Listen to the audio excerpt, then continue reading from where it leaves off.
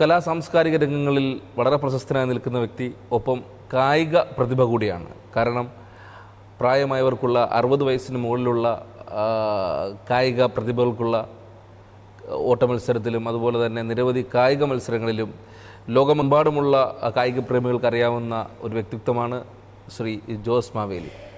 വളരെ ആദരപൂർവ്വം സ്വാഗതം ചെയ്യാം ജോസ് സാറിനെ വിരുന്നിലേക്ക്. സാർ നമസ്കാരം. നമസ്കാരം.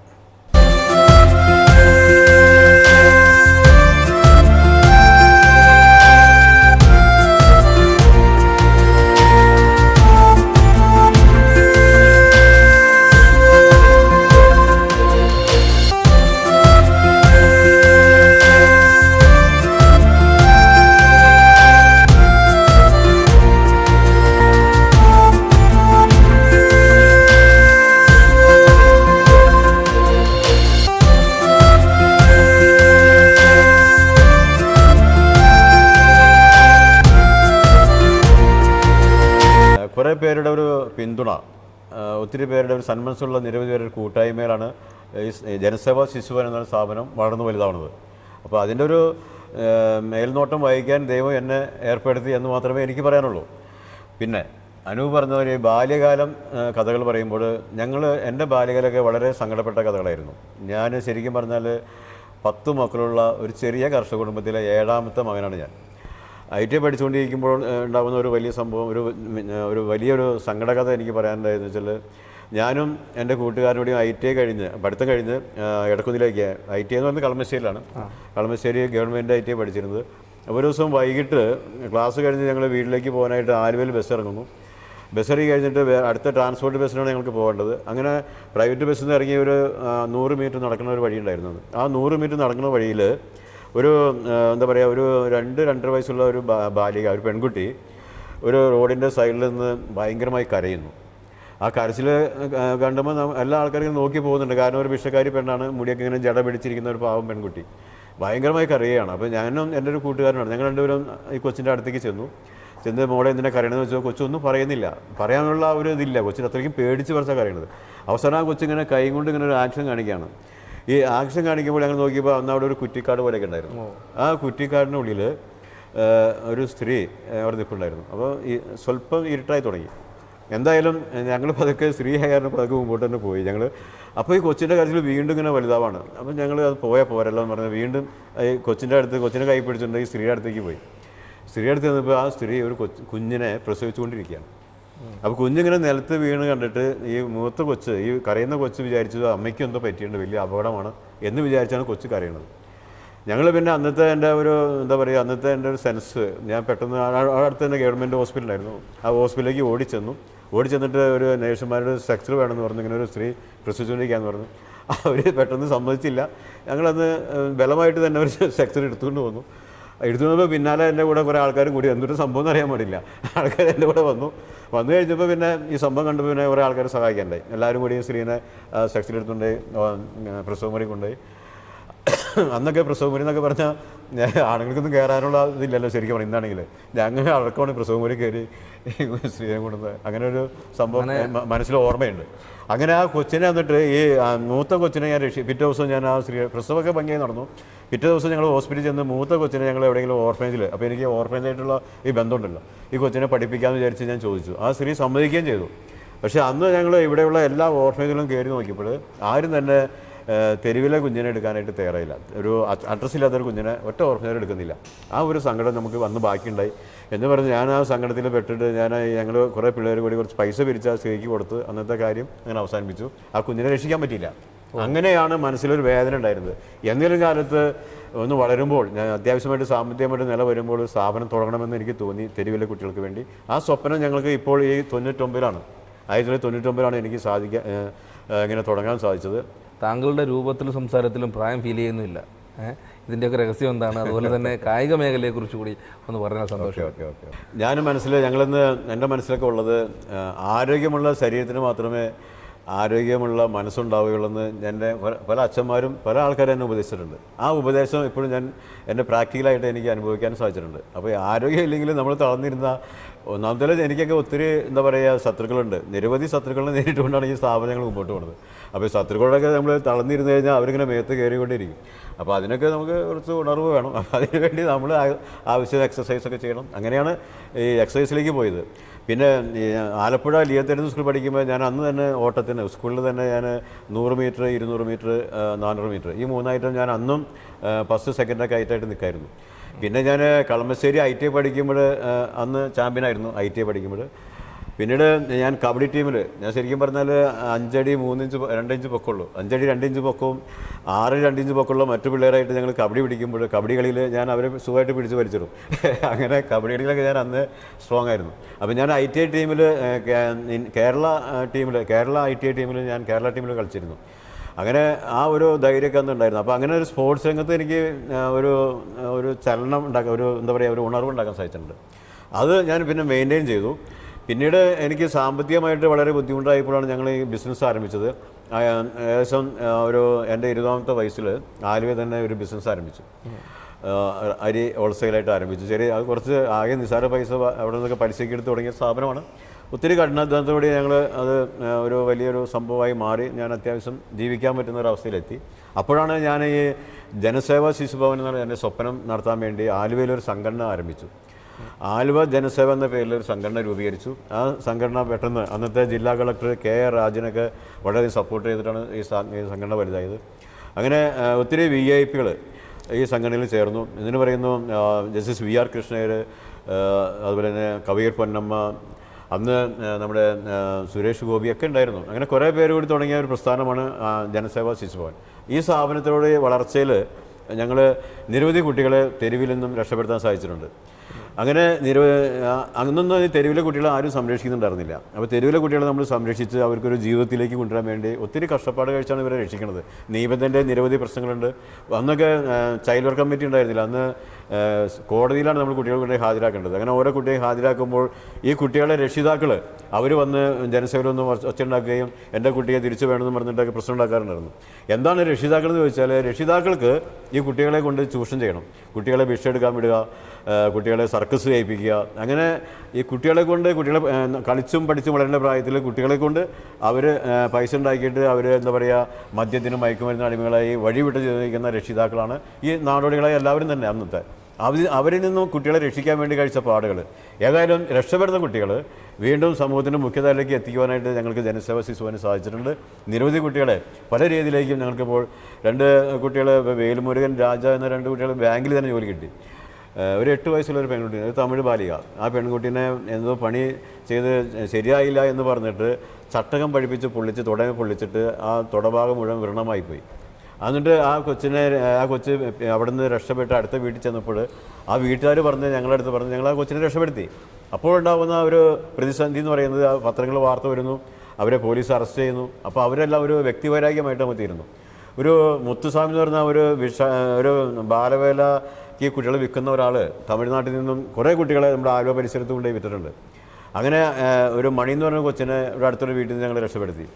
അപ്പോൾ ആ വീട്ടുപേര് ഞങ്ങളിപ്പോൾ പറയുന്നില്ല. അങ്ങനെ രക്ഷപ്പെടുത്തുണ്ടാകുന്ന ഒരു വൈരാഗ്യം, ഈ മണിയിൽ നിന്ന് രക്ഷപ്പെടുത്തിയപ്പോൾ ഉണ്ടാകുന്ന ഒരു കഥകൾ എന്ന് വെച്ചാൽ ഒരു 20ഓളം കുട്ടികളെ നമ്മുടെ ആലുവ പ്രദേശത്ത് ഈ മുത്തുസ്വാമി കൊണ്ടുപോയി വിറ്റിട്ടുണ്ട്. അങ്ങനെ ആ കുട്ടികളൊക്കെ നമ്മൾ രക്ഷിക്കാൻ വേണ്ടി പരിശ്രമിച്ചപ്പോൾ ഉണ്ടാകുന്ന ഒരു കൂട്ടമായ ഒരു ആളുകളുടെ വ്യക്തിവൈരാഗ്യങ്ങൾ വരികയാണ്. അങ്ങനെ വൈരാഗ്യങ്ങളുടെ ഒരു ശത്രുത മനോഭാവം ജനസേവന നിരവധി ഉണ്ടായിട്ടുണ്ട്. ഇതെല്ലാം കാണുമ്പോൾ ഞങ്ങളുടെ മനസ്സിലുള്ളതെന്ന് വെച്ചാൽ ഒരു കുട്ടിയെ രക്ഷിക്കാൻ വേണ്ടി വരുന്ന ആ പ്രശ്നങ്ങൾ, ആ കുട്ടിയെ രക്ഷിച്ചേ മതിയാവൂ എന്നുള്ളൊരു തീരുമാനത്തിൽ നമ്മൾ പോകുമ്പോൾ ഉണ്ടാകുന്ന വെല്ലുവിളികൾ, അങ്ങനെ വരുന്ന വെല്ലുവിളികൾ നമ്മൾ തരണം ചെയ്യണം. മരണത്തിനും ജീവിതത്തിനുമിടയിലെ ഏറ്റവും ജീർണമായ അവസ്ഥയിൽ അകപ്പെട്ടു പോയ കുരുന്നു ജീവിതങ്ങൾക്കിടയിലേക്ക് ജോസ് മാവേലി എന്ന ഒരു സാധാരണ മനുഷ്യൻ ഇറങ്ങിച്ചെന്നു. കണ്ണുണ്ടായാൽ മാത്രം പോരാ, കാണാൻ കൂടി കഴിയണം എന്ന ജോസ് മാവേലിയുടെ തിരിച്ചറിവ് ജനസേവാ ശിശുഭവൻ രൂപം കൊള്ളുന്നതിന് കാരണമായി.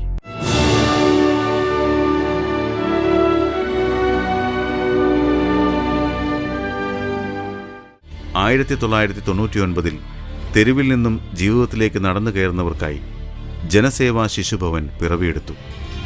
അന്ന് കേരള ഗവർണറായിരുന്ന സുഖദേവ് സിംഗ് കാന്താണ് ഉദ്ഘാടനം നിർവഹിച്ചത്. 2001 ആലുവ സെറ്റിൽമെന്റ് കോമ്പൗണ്ടിൽ 50 സെന്റ് സ്ഥലം വാങ്ങി 300 കുട്ടികൾക്ക് വേണ്ട സൗകര്യമൊരുക്കി. ഇവർക്ക് വേണ്ടി നിർമ്മിച്ചത് 25,000 സ്ക്വയർ ഫീറ്റ് വിസ്തീർണമുള്ള കെട്ടിടമായിരുന്നു. അതുപോലെ തന്നെ താങ്കളുടെ കുട്ടികൾക്ക് കായികമായ കഴിവിനെ പ്രോത്സാഹിപ്പിച്ചിട്ടുണ്ടോ? ഉണ്ടെങ്കിൽ അവരെ ഏതൊക്കെ ലെവൽ വരെ നമുക്ക് എത്തിക്കാൻ സാധിച്ചു എന്നുള്ളതാണ്. അതാണ് ഞങ്ങളുടെ ജനസേവയുടെ ഏറ്റവും വലിയ നേട്ടം എന്ന് പറയുന്നത്. ജനസേവയിലെ കുട്ടികൾക്ക് പഠിത്തത്തിന് കയറി വരാൻ വളരെ ബുദ്ധിമുട്ടാണ്. പഠിക്കുന്ന കുട്ടികൾ ഒരു 5%, 10% ഒക്കെ ഉണ്ടാവും നന്നായി പഠിക്കുന്നവർ. ഞങ്ങൾ മാക്സിമം പഠിപ്പിക്കാൻ നോക്കുന്നുണ്ട്. പക്ഷേ അവർക്കെല്ലാം ഒരു ബാക്ക്ഗ്രൗണ്ട് വലിയ സങ്കടമുണ്ട്. അപ്പോൾ അവർക്ക് ആ സങ്കടം മാറുന്നതിന് വേണ്ടി അവർക്ക് ഏറ്റവും അത്യാവശ്യം വേണ്ടത് കളികളാണ്. സ്പോർട്സ് രംഗമാണ് അതിന് ഏറ്റവും നല്ലത്. അപ്പോൾ ഞങ്ങൾ football, basket ball, swimming pool ഇങ്ങനെ എല്ലാ ഫെസിലിറ്റിയും കൊടുത്താണ് ഞങ്ങൾ വളർത്തുന്നത്. ഇപ്പോൾ ഞങ്ങൾ ബോയ്സ് ഹോമിൽ ഞങ്ങൾക്ക് 7 ഏക്കർ സ്ഥലം തന്നെയുണ്ട്. ഒരു സ്പോർട്സ് അക്കാദമി ഉണ്ട്, ജനസേവ സ്പോർട്സ് അക്കാദമി തുടങ്ങിയിട്ടുണ്ട്.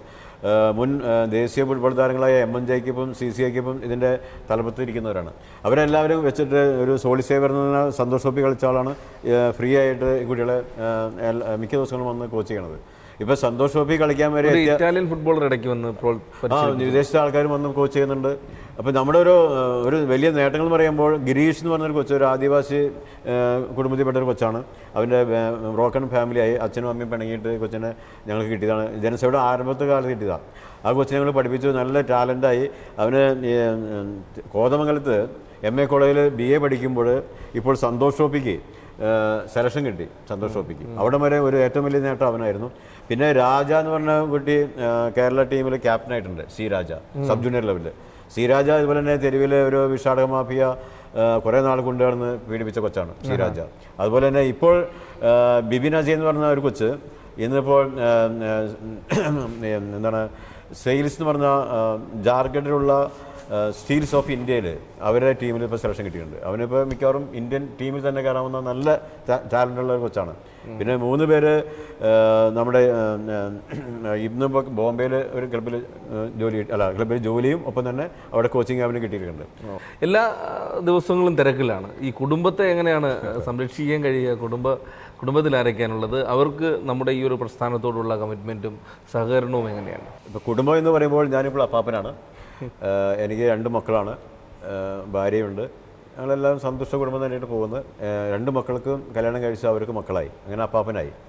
പിന്നെ കുടുംബജീവിതത്തിൻ്റെ കാര്യങ്ങൾ ശ്രദ്ധിക്കുക എന്ന് പറയുന്നത് എന്നെ സംബന്ധിച്ചോളം ദൈവം അനുഗ്രഹിച്ചുകൊണ്ട് അവർക്ക് യാതൊരു വിഷയമില്ല. കുടുംബം അവർ നോക്കിക്കോളും. അപ്പോൾ വീട്ടിൽ ചെല്ലുന്നു, എല്ലാ കാര്യങ്ങളും ഭംഗിയായിട്ട് പോകുന്നുണ്ട്. അതുകൊണ്ട് കുടുംബകാര്യങ്ങൾ ഭംഗിയായിട്ട് പോകുന്നുണ്ട്. ജനസേവ ശിശുവിൻ്റെ എല്ലാ പ്രവർത്തനങ്ങളിലും കുടുംബത്തിൻ്റെ പൂർണ്ണ പിന്തുണയുണ്ട്.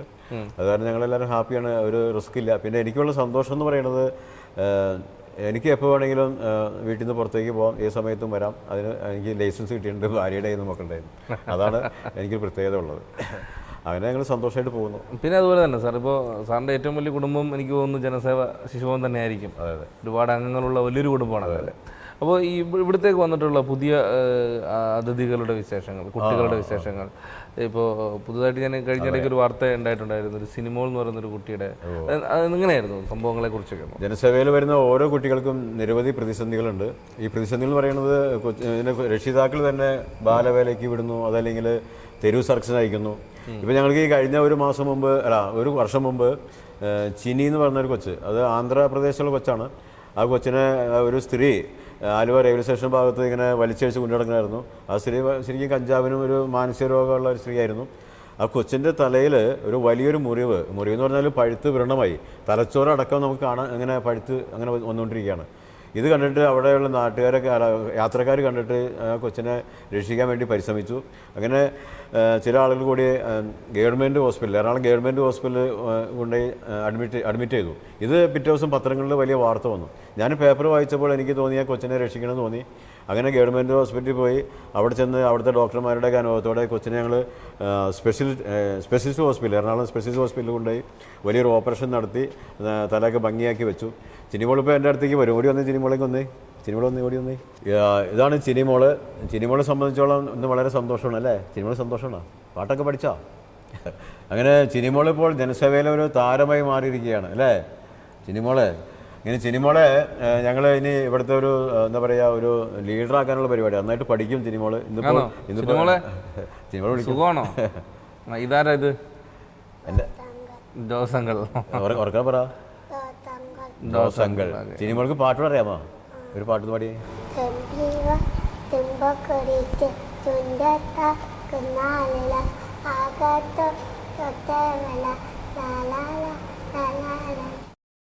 സാർ, ഇനിയിപ്പോൾ ഈ കണ്ടുകൊണ്ടിരിക്കുന്ന പ്രിയപ്പെട്ട പ്രേക്ഷകരോട്, ലോകമെമ്പാടുമുള്ള പ്രേക്ഷകരോട് താങ്കൾക്ക് പറയാനുള്ള കാര്യങ്ങൾ എന്തൊക്കെയാണ്? ശരിക്കും പറഞ്ഞാൽ ദർശന ടി വിയിലെ പ്രേക്ഷകരെല്ലാവരും തന്നെ നല്ല മനസ്സുള്ളവരാണെന്ന് എനിക്കറിയാം. അപ്പോൾ നല്ല മനസ്സിൻ്റെ കൂട്ടായ്മയിലാണ് ജനസേവ ശിശുഭവൻ മുമ്പോട്ട് പോകുന്നത്. അപ്പോൾ ജനസേവ ശിശുഭവൻ്റെ ഒരു പ്രവർത്തനം ഇനിയും ഒത്തിരി വ്യാപിക്കാനുണ്ട്. ഇന്ത്യ ഒട്ടാകെ വ്യാപിക്കണമെന്നാണ് ഞങ്ങളുടെ ആഗ്രഹം. തെരുവ് മക്കളില്ലാത്ത ഒരു ഇന്ത്യ, അതാണ് നമ്മുടെ ലക്ഷ്യം. ആ ലക്ഷ്യപ്രാപ്തിക്കായിട്ട് ഇനിയും സന്മനസ്സുള്ള നിരവധി പേരുടെ സഹായം, സഹകരണവും വളരെ ആവശ്യമാണ്. അപ്പോൾ ദർശന ടി വി പ്രേക്ഷകരുടെ എല്ലാവരോടും ഒരു അപേക്ഷയുണ്ട്. ജനസേവ ശിശുഭവനുമായിട്ട് ഒരു കൈ കോർക്കുക, ചെറിയ രീതിയിലുള്ള ഒരു സഹായം ജനസേവ ശിശുഭവന് നൽകി പ്രോത്സാഹിപ്പിക്കുക എന്ന് മാത്രമാണ് എനിക്ക് പറയാനുള്ളത്. സാർ, എന്തായാലും ഇത്രയും സമയം ഞങ്ങളുടെ പ്രേക്ഷകരുമായി സഹകരിക്കുകയും ആലുവ ജനസേവ ശിശുഭവൻ്റെ പ്രവർത്തനത്തെക്കുറിച്ചും അതുപോലെ തന്നെ അത് ലക്ഷ്യം വെക്കുന്ന കാര്യങ്ങളെക്കുറിച്ചും ആധികാരികമായി സംസാരിച്ചു. ഒപ്പം സാറിൻ്റെ കായിക മേഖല അത് വളരെ ഇമ്പോർട്ടൻ്റ് ആയിട്ടുള്ളൊരു കാര്യമായിരുന്നു. ഇനിയും ഒരുപാട് ഉയരങ്ങൾ താങ്കൾ എത്തട്ടെ. അതുപോലെ തന്നെ താങ്കൾക്ക് ഒരുപാട് ഓരോ മനുഷ്യരും ദൈവം സൃഷ്ടിക്കുന്നത് അവർക്ക് ഒരുപാട് ഉത്തരവാദിത്തങ്ങൾ ഉണ്ടായതുകൊണ്ടാവാം. അത് ഭൂമിയിൽ വരുമ്പോൾ അവരവരുടെ പാർട്ടുകൾ കൈകാര്യം ചെയ്യണം എന്നത് തന്നെയാവാം അതിൻ്റെ ഒരു പിന്നാമ്പുറത്തുള്ളൊരു കാര്യമെന്നാണ് വിശ്വാസം. എന്തായാലും താങ്കൾക്ക് ഇനിയും ഒരുപാട് കാര്യങ്ങൾ ഉയരങ്ങളിലെത്താൻ ദൈവം അനുഗ്രഹിക്കട്ടെ. താങ്കളുടെ കായിക മേഖലയിലും ലോക ചാമ്പ്യനാകുവാൻ വേണ്ടിയിട്ടും ദൈവം താങ്കളെ അനുഗ്രഹിക്കട്ടെ എന്ന് ആത്മാർത്ഥമായി ആഗ്രഹിക്കുന്നു. എല്ലാ പ്രവർത്തനത്തിനും ഞങ്ങളുടെ ഹൃദയമെന്ന് അറിയിക്കുകയാണ്. Thank you very much. Thank you.